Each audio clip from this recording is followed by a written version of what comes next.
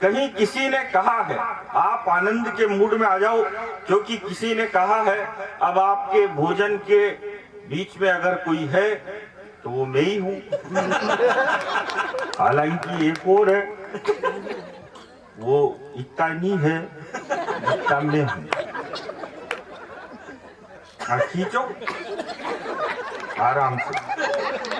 लेकिन ये जो फोटो खींच रहे हो ना, ये जमाना गया, अब नया जमाना आ गया।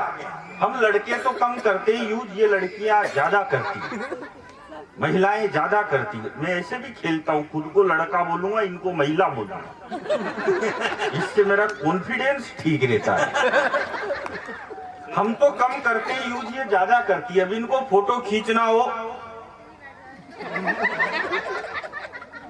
आप ढंग से देखना, सेल्फी खींचते टाइम लड़कियों का और बीड़ी पीते टाइम गांव के बूढ़े डोकरों का मुंह एक जैसा हो जाता है।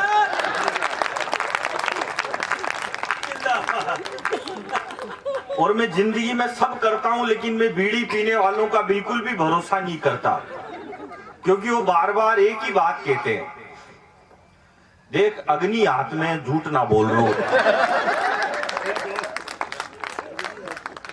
और ये जो इधर उधर खड़े हैं भाई, भगवान ने आपको खड़े रहने के लिए पैर दिए हैं, तो टिकाने के लिए भी कुछ न कुछ दिया ही होगा। ये मैंने इसलिए बोली क्योंकि पहले सारे ही भूल गए थे।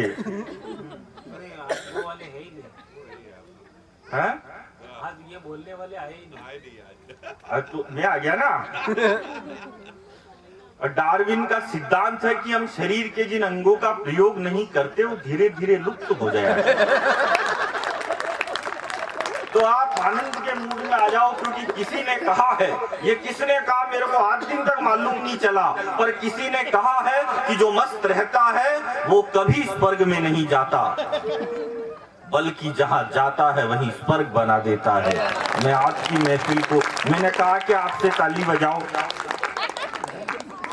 जब देखो मामला कंपनी का हो, अब ब्रांडेड कंपनी का हो, तो काई को एडवर्टाइजमेंट करो।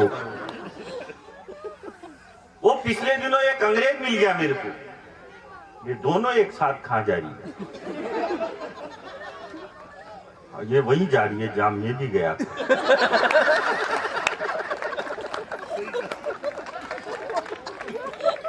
और तो कहाँ जाएगी 10:30 बजे? वो पिछले दिनों एक अंग्रेज मिल गया मेरे को। अंग्रेज मुझसे बोला तेरे को इंग्लिश आती है? मैंने कहा यस। बोला कितनी? मैंने कहा बस। हालांकि इंग्लिश ज्यादा हार्ड नहीं होती, बस उसमें थोड़ा सा पानी ज्यादा मिलाना पड़ता है। इसमें हंसने की बात नहीं है मेरे भाई। जब कोरोना काल में इस देश की अर्थव्यवस्था गर्त में चली गई थी, पार्षद साहब कहाँ गए? वो आए थे जो गए क्या? हाँ, तो उनको जाना भी चाहिए, क्योंकि उन देश को जरूरत है उनकी। यहाँ क्यों बैठो फालतू? जब कोरोना काल में इस देश की अर्थव्यवस्था गर्त में चली गई थी, जब कोरोना काल में इस देश की अर्थव्यवस्था को न मोदी जी ऊपर उठा सके, न राहुल जी ऊपर उठा सके, न कांग्रेस ऊपर उठा सकी, न बीजेपी ऊपर उठा सकी, तो इस देश की सरकार ने न सबसे पहले मंदिर खोला, न मस्जिद खोली, न गिरजाघर खोले, न गुरुद्वारे खोले। इस देश की सरकार को केवल एक ही कौम पर भरोसा था, और देश की सरकार ने खोले तो सबसे पहले दारू के ठेके खोले, और पीपी के बेवड़ों ने अर्थव्यवस्था को इतना ऊपर उठाया, इतना ऊपर उठाया, वो नीचे आने का नाम ही नहीं ले रही। वहां क्या बहुत सारे तो अर्थव्यवस्था ऊपर उठाने के चक्कर में खुद ऊपर उठ गए। सर बात तो सही ये है, प्रैक्टिकल बात ये है कि जैसे ये धरती शेषनाग के फन पर टिकी हुई है, देश की अर्थव्यवस्था भी बेवड़ों के कंधों पर टिकी हुई है। वो पिछले दिनों एक आ गया मेरे पास, बोला गुरुजी ज्ञान दो। मैंने कहा क्या ज्ञान चाहिए? बोला ऐसा ज्ञान दो जो लुगाई जिंदगी भर मेरी गुलाम बन के रहे। अरे मैंने कहा ऐसा ज्ञान तो मेरे खुद के पास ही नहीं है, तेरे को कहां से दूं? अरे बोले आप तो इतने बड़े कवि हो, इतने बड़े कलाकार हो, ऐसा ज्ञान दो जो लुगाई गुलाम बन के रहे। तो मैंने कहा एक बात बता, तेरी शादी हो गई? बोले नहीं भाई साहब, अगले महीने है। ऐसा ज्ञान दो जो बीवी गुलाम बन के रहे। मैंने कहा तू थोड़ा पीता है? बोला नहीं भाई साहब, मैं तो बड़ा सात्विक आदमी हूँ, हाथ ही नहीं लगाता। तो मैंने कहा हो गया काम। बोला करना क्या है? मैंने कहा कुछ भी नहीं करना, शादी के पहले ही दिन तेरी बीवी के पास एक दारू की बोतल ले जाके रख देना। तेरी लुगाई देखते ही कहेगी ये कैसा बेवड़ा पति मिल गया मेरे को, शादी के पहले ही दिन दारू की बोतल लेके आ गया। उसी के सामने दीवार पे फेंक के फोड़ देना और कह देना आज से तेरे प्यार में बंद। तेरी बीवी जब तेरा इतना बड़ा त्याग और बलिदान देखे तो जिंदगी भर तेरी गुलाम बन के रहेगी। उसने वैसा ही किया। शादी के पहले ही दिन लुगाई के पास दारू की बोतल ले जाके रखी। उसकी लुगाई देखते ही बोली ठीक है बनाओ, लेकिन मेरे पेग में सोडा मत डालना।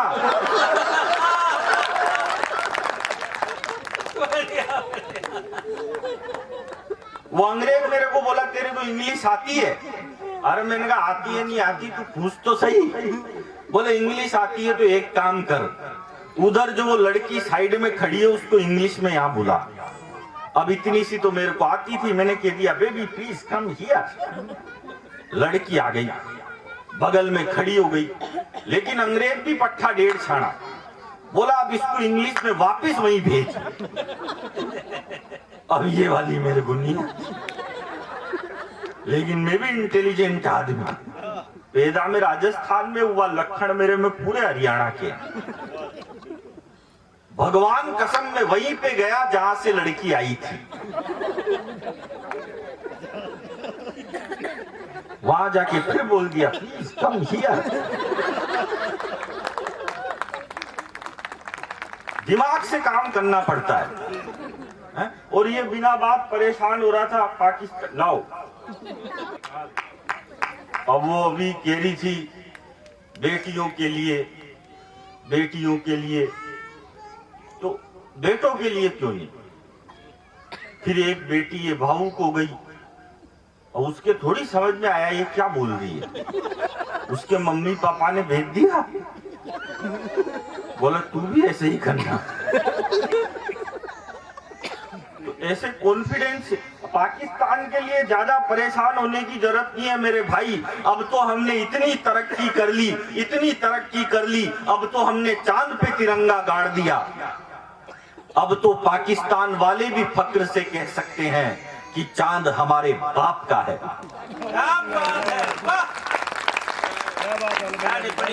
हालांकि हम ऐसे ही नहीं पहुंचे चांद पे, इसके लिए हमने ट्राई किया था, इसके लिए हमने मेहनत की थी।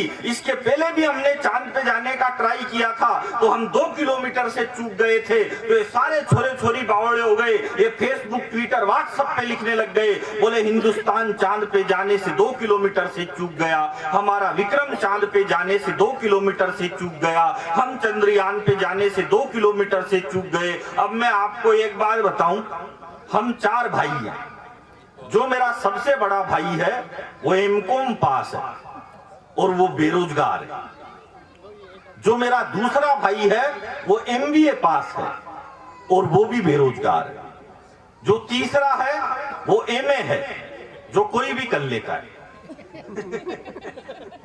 वो भी बेरोजगार है। और जो चौथा है वो मैं केवल 5वीं पास हूं और मैं हिंदुस्तान के हंसी के सबसे बड़े show the great Indian laughter challenge का विजेता हूं। इसमें कोई बात नहीं थी, इसमें कोई ताली बजाने की भी बात नहीं है। बात यह कि जो बेवकूफ बोल रहे थे कि हम चांद पे जाने से 2 किलोमीटर से चूक गए, हम चांद पे जाने से 2 किलोमीटर से चूक गए। अब एक बात बताओ, जब मेरे पिताजी ने लाफ्टर चैंपियन पैदा करने के लिए 3 पड़ाव पार करने पड़े और एक बार नहीं बोल रहे, बोले हम चांद पे जाने से 2 किलोमीटर से चूक गए, हम चांद पे। अरे ट्राई तो करो, और ट्राई किया तो पहुंच गए चांद पे। ज्यादा पढ़ा लिखा होने से कुछ भी नहीं होता, क्योंकि अब जो आप आगे वाले सोफे पे बैठे हो, आप तो पढ़े लिखे ही होंगे।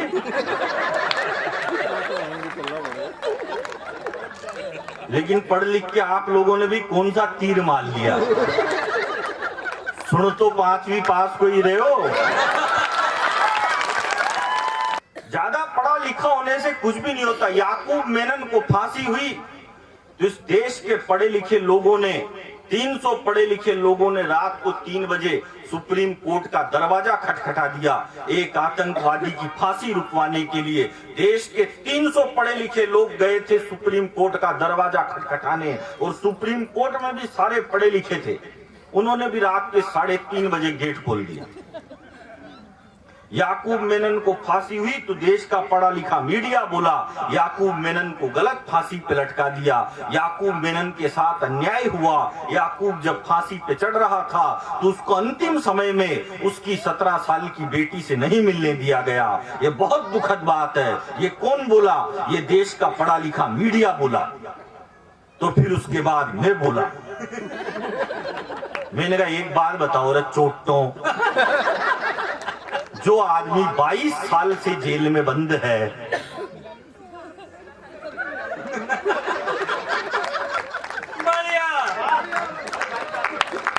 उसके 17 साल की बेटी कौन सी वेबसाइट से डाउनलोड करते हो यार? देखो मैं आपको बताऊं, ईश्वर की कृपा से मेरे 7 सालियां हैं। ईश्वर मेरे ससुर जी का नाम है। ये वाले ईश्वर जी मत समझ लेना, दुनिया में और भी होते हैं। आनंद में रहो भाई साहब। ऐसे ही दुनिया में बहुत टेंशन चल रही। अभी ये पाकिस्तान की टेंशन पाल रहा। इतनी टेंशन पालने की जरूरत ही नहीं है। मैंने तो मेरे कुत्ते का नाम पाकिस्तान धर रखा है। जब भी मन में आती है उसी के 2 लाख देता हूं, मस्त रहता हूं। कौन टेंशन पाले? उधर पाकिस्तान कश्मीर पे हमला करता है, इधर मैं अपने कुत्ते का रावलपिंडी लाल कर देता हूं। बढ़िया ये पहले याद नहीं आई, पहले सरका देता है। अरे धीरे धीरे कॉन्फिडेंस बढ़ रहा ना, ये दोनों आ गई ना।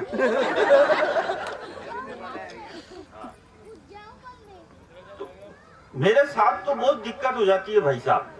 अभी पिछले दिनों मेरे को दिल्ली से मथुरा जाना था, तो मैं दिल्ली से मथुरा जाने के लिए ट्रेन में बैठा। अब आप जानते हो सबसे ज्यादा रिश्तेदारी अगर कहीं होती है तो ट्रेन में ही होती है। तो मैं जैसे ही ट्रेन में बैठा तो बहुत सारे आगे मेरे पास, मैं थोड़ा फेमस भी हूं ना, तो बहुत सारे आगे बोले भाई साहब कहाँ जा रहे हो? मैंने कहा मथुरा जा रहा हूं भगवान बाके बिहारी जी के दर्शन करने के लिए। बोला बहुत अच्छे, लेकिन एक दिक्कत हो गई। मैंने कहा क्या दिक्कत हो गई? बोला भाई साहब ये राजधानी एक्सप्रेस है, आप गलत ट्रेन में बैठ गए, ये मथुरा में रुकती ही नहीं है, इसका स्टॉप ही नहीं है मथुरा में। मैंने कहा कहाँ है इसका स्टॉप? बोले डायरेक्ट कोटा रुकेगी, अब वहां उतर के आपको दूसरी ट्रेन में बैठ के वापिस आना पड़ेगा। और मैंने कहा तो गड़बड़ हो गई। तो इतने में एक दूसरा ज्ञानी आ गया। अरे बोला भाई साहब इनकी बातों में कहाँ आ रहे हो आप? माना ये ट्रेन का मथुरा में स्टॉप नहीं है, लेकिन अभी मोदी जी ने रेलवे का काम छेड़ रखा है, तो ये ट्रेन मथुरा में रुकती नहीं है, लेकिन ये ट्रेन मथुरा में थोड़ी स्लो हो जाती है।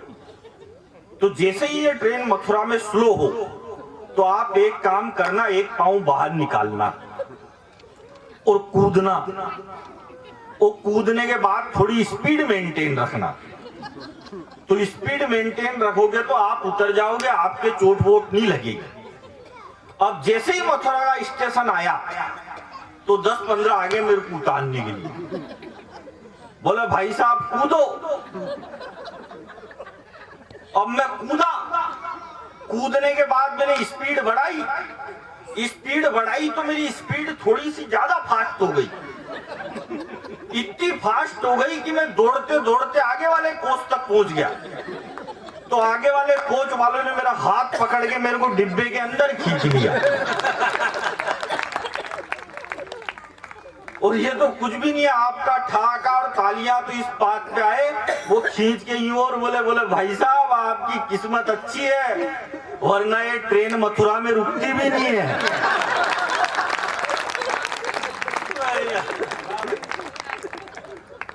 ज्यादा पढ़ा लिखा होने से कुछ भी नहीं होता। बात क्यों नहीं है, सही नौकरी तो लगी जाती है। और ज्यादा अमीर होने का भी कोई फायदा नहीं है। अमीर आदमी वो नहीं होता जिसके घर के बाहर 10 BMW खड़ी हो। अमीर वो भी नहीं होता जिसके पास 1000 एकड़ की संपत्ति हो। और आपको लगे कि मैंने ठीक बात कही है तो मैं पूरे सदन के दोनों हाथ लहरते हुए देखना चाहता हूं। अमीर आदमी वो नहीं होता जिसके घर के बाहर 10 BMW खड़ी हो। अमीर वो भी नहीं होता जिसके पास 1000 एकड़ की संपत्ति हो। जिस घर के बाहर बच्चे और बुजुर्ग मुस्कुराते हुए मिले, समझ जाओ वही घर किसी अमीर का।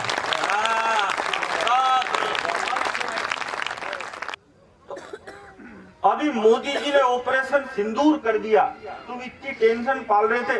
मोदी जी ने ऑपरेशन सिंदूर कर दिया, पाकिस्तान पे एयर स्ट्राइक कर दी, ऑपरेशन सिंदूर कर दिया। अब मैं आपको एक बार बताऊं, अपन एक बार जिस जगह सिंदूर लगाते हैं फिर वो जगह अपनी हो जाती, पर्सनल हो जाती। तो मोदी जी ने पाकिस्तान पे सिंदूर लगाया था तो फिर पाकिस्तान अपना हो गया था। और वो मोदी जी की पुरानी आदत है सिंदूर लगा के छोड़ने की। बढ़िया है। देखो मैं किसी पार्टी का आदमी नहीं हूं, न मैं बीजेपी का आदमी हूं, न मैं कांग्रेस का हूं, मैं केवल मेरी लुगाई का आदमी। राहुल जी के बारे में तो मैं कुछ भी नहीं बोलता हूं, क्योंकि राहुल गांधी हम हास्य कवियों के कुल देवता है और अपने देवता के खिलाफ कुछ भी नहीं बोलना चाहिए। हमारे देश के पहले प्रधानमंत्री थे नेहरू जी। नेहरू जी के कपड़े विदेशों में धुलने जाते थे, मोदी जी ऐसा नहीं करते। मोदी जी के 10-20 जोड़ी गंदे होते हैं, वो खुद ही विदेश चल जाते हैं, सारे एक बार में धुलवा लाते। बार बार का टंटा ही कौन पाले। अच्छा, कांग्रेस वाले भी कम नहीं है। जब इस देश के बीजेपी के पहले प्रधानमंत्री बने अटल बिहारी वाजपेयी, तो कहते थे यार ये बीजेपी वालों को कुछ नहीं आता, इनसे सरकार नहीं संभलती, बीजेपी वाले बहुत खराब है, इनको सरकार चलाना ही नहीं आता। फिर अटल जी थोड़ा बीमार हो गए, वो पीछे हटे। फिर अडवाणी जी मुख्य धारा में आए, तो अडवाणी जी ने पाकिस्तान में जाके जिन्ना की मजार पे फूल चढ़ा दिया। तो जिन्ना की पे नहीं चढ़े, उनकी पे ही चढ़ गए।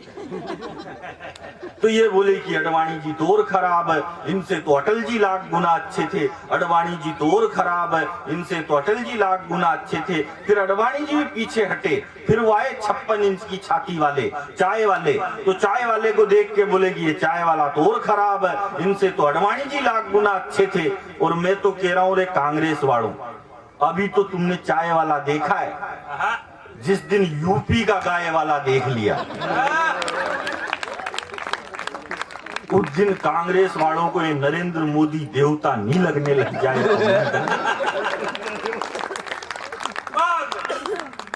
अच्छा, हमारे पड़ोस में एक लड़का है, वो लड़का थोड़ा अटक अटक के बोलता है। अब वो एक दिन मेरे पास आ गया, बोला भाई साहब। मैंने कहा क्या हो गया? बोला भाई साहब नई मूवी देख के आ रहा हूँ थिएटर में, अक्षय खन्ना की क्या गाना था वो? मैंने कहा कौन सी? बोला धुरंधर। मैंने कहा तो?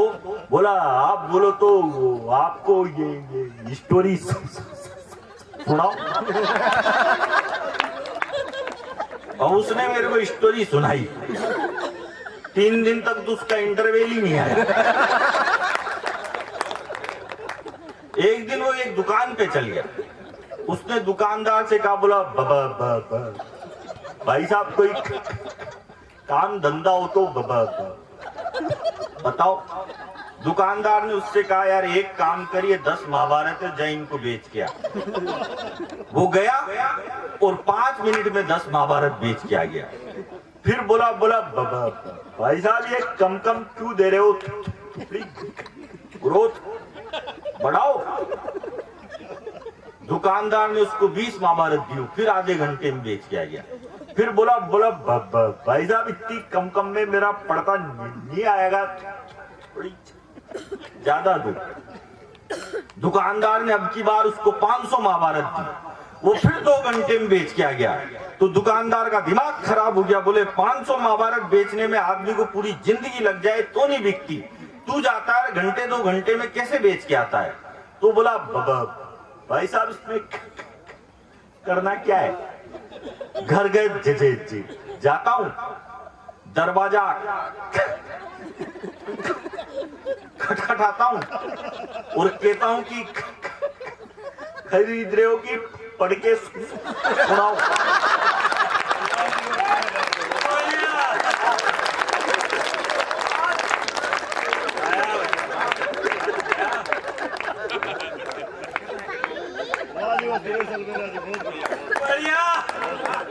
एक दिन फिर आ गया मेरे पास, बोला भाई साहब मैंने छोड़ दी रामायण महाभारत सब बेचना बंद। पहले आपको एक बात बताऊं ईश्वर लाल जी, आपको है ना डाबर च्यवनप्राश का एड करना चाहिए और उस पर लिखना चाहिए कि खाओ नहीं तो फिर ऐसे हो जाओ। भाई बहुत बढ़िया, जिंदाबाद जिंदाबाद। इसको रख दो मोबाइल को, अभी उसने सुना है देखा नहीं क्या, सारा देश ही मोबाइल की गलियों में भटक रहा, तुम तो कम से कम यहाँ भटको, नहीं तो फिर हम भी माँ बाप छोड़ने पड़े। वो एक दिन फिर आ गया, बोला भाई साहब छोड़ दिया मैंने रामायण महाभारत बेचने का काम। मैंने कहा क्यों? बोला आजकल धर्म का कोई काम ही नहीं है। मैंने कहा तो क्या करेगा? बोला भाई साहब मेरी न्यू जॉब लगी। मैंने कहा न्यू जॉब किसमें लगी? बोला भाई साहब मेरी नई जॉब रेलवे में लगी। मैंने कहा रेलवे में किस चीज की जॉब लगी थी? बोला भाई साहब रेलवे में मेरी ये अनाउंसमेंट करने की जॉब लगी।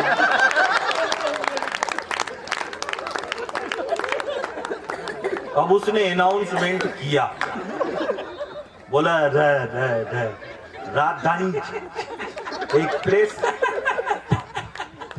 हिसार के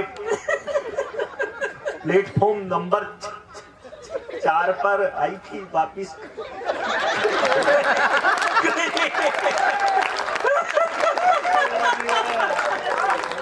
एक बार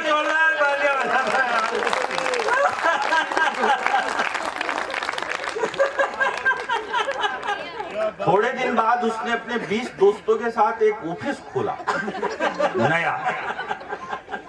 अब ऑफिस खोला तो पहले ही दिन इनॉग्रेशन करने के लिए जाना। अब ऑफिस 20वें फ्लोर पे, अब पहले ही दिन इनॉग्रेशन करने के लिए गए, तो जैसे ही इन्होंने गाड़ी पार्क करी तो बोला ऊपर बाद में चढ़ना, पहले मेरी बात। अरे बोला 20 फ्लोर चढ़ना है, तू अभी 1 घंटा लगा देगा बोलने में, बाद में बोलना। तो 2-3 फ्लोर चढ़ गए, फिर बोला हर बोला बाद में बोलना। 7-8 फ्लोर चढ़ गए, फिर बोला थोड़ा तो देखो, बोला बाद में बोलना, बहुत देर लगाया। फिर 20 फ्लोर चढ़ गए, फिर सबने उसके हाथ जोड़ के हाँफते पूछा, बोला भाई हाँ बता क्या बोल रहा है?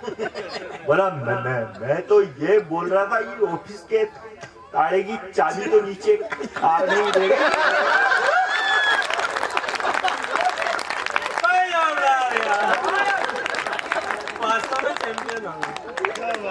एक दिन वो क्रिकेट का मैच खेलने चला गया। अब क्रिकेट के मैच में उसको कप्तान बना दिया। अब कप्तान बनाया तो अंपायर ने सिक्का उछाला, बोला मांग, डेढ़ मांगेगा खेल में। अब सिक्का आसमान में।